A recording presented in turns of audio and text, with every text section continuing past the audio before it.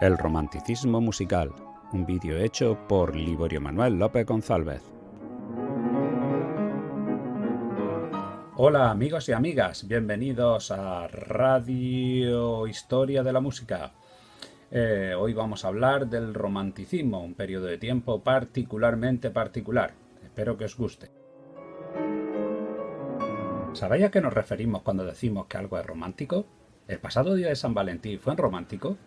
¿Tiene el romanticismo algo que ver con el día de San Valentín y con las comedias románticas? ¿Sabéis qué es una comedia romántica? ¿Y si os digo que vuestros vecinos góticos, la serie Shingeki no Kyojin, Ataque de los Titanes en España, o Frankenstein tiene mucho más que ver con el romanticismo que el objeto de todas estas preguntas y un ramo de rosas?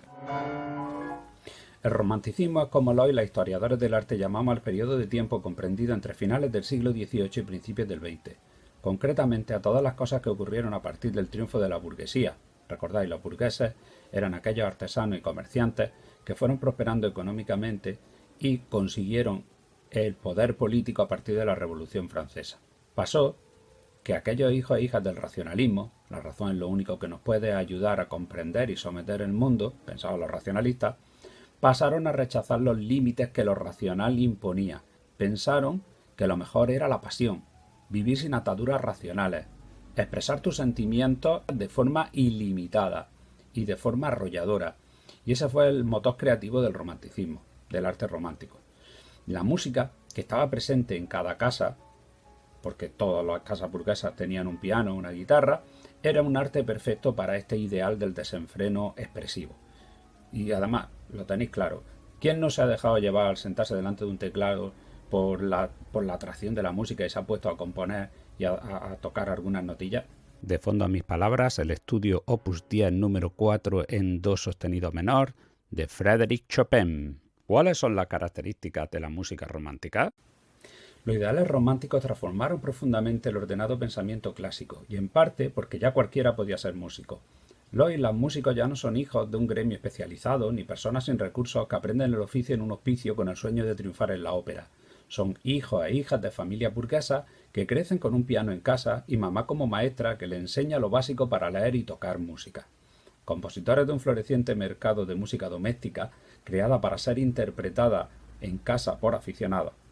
Estas partituras suponen una nueva forma de ganarse la vida de forma autónoma y libre de mecenas para muchos y muchas compositores que cada vez dependen más de dar conciertos, dirigir orquestas o atender encargos compositivos. Las melodías se vuelven expresivas, vehículos de los sentimientos y pasiones de los y las compositores.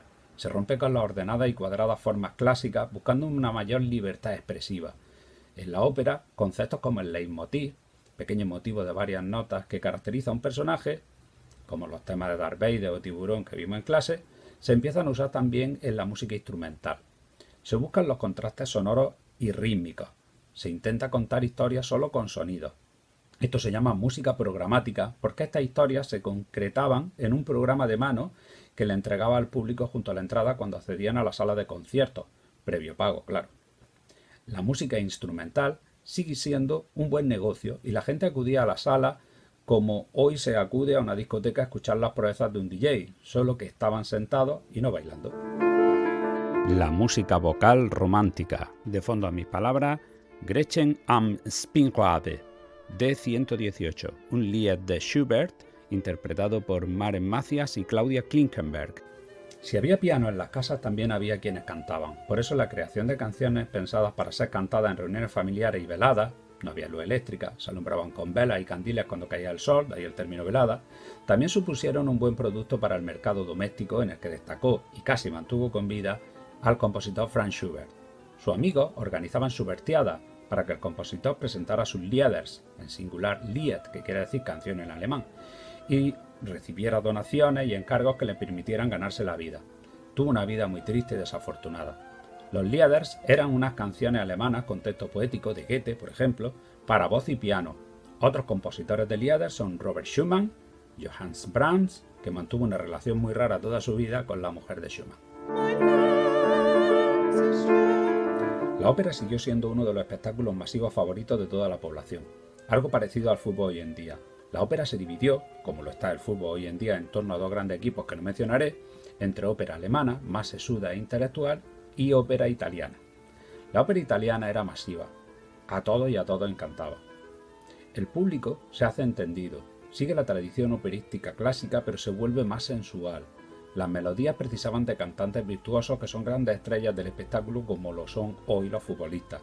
Se introducen coros, se tratan de temas dramáticos que a veces en las óperas de Verdi adquieren connotaciones políticas. La melodía es lo principal y la orquesta acompaña esa melodía. Los autores favoritos de este estilo son Rossini, Giuseppe Verdi o Giacomo Puccini.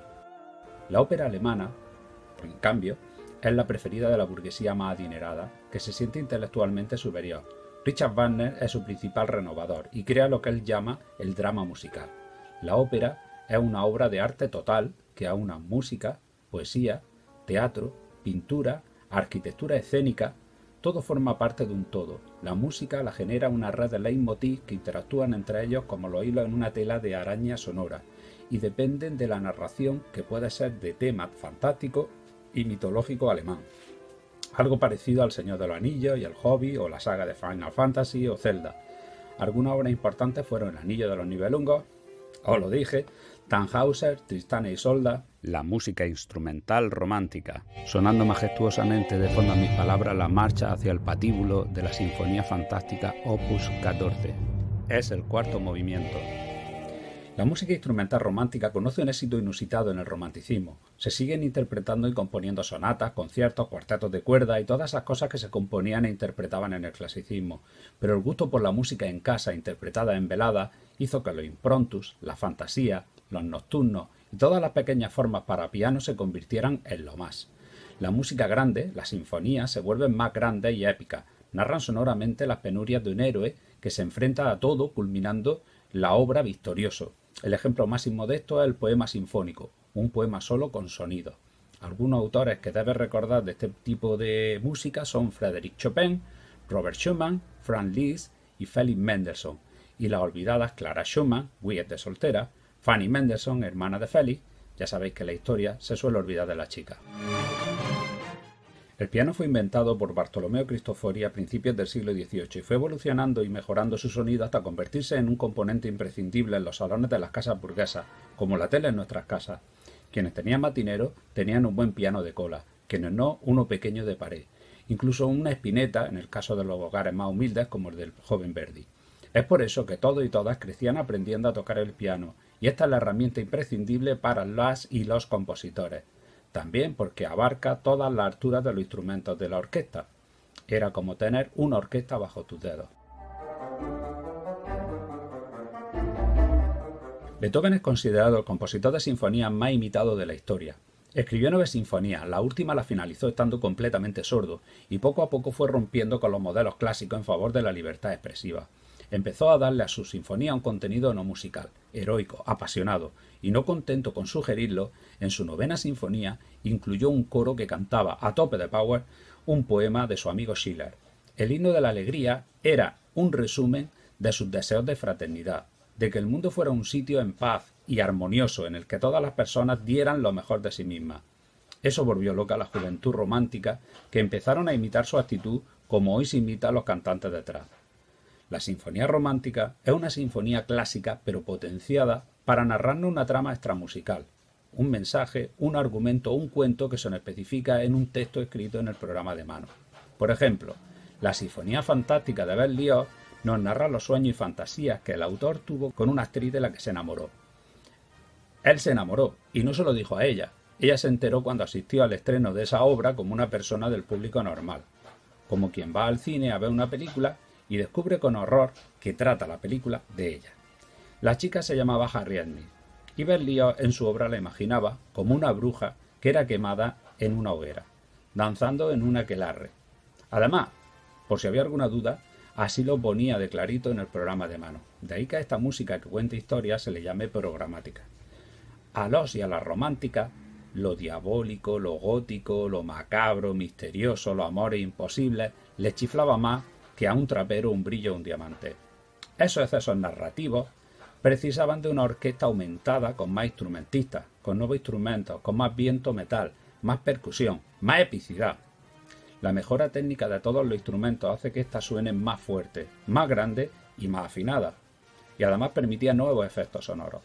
Por otro lado, este gusto por lo narrativo llegó también al piano, que además permitía dejarte llevar e inventarte música sobre la marcha, si era un buen pianista, claro.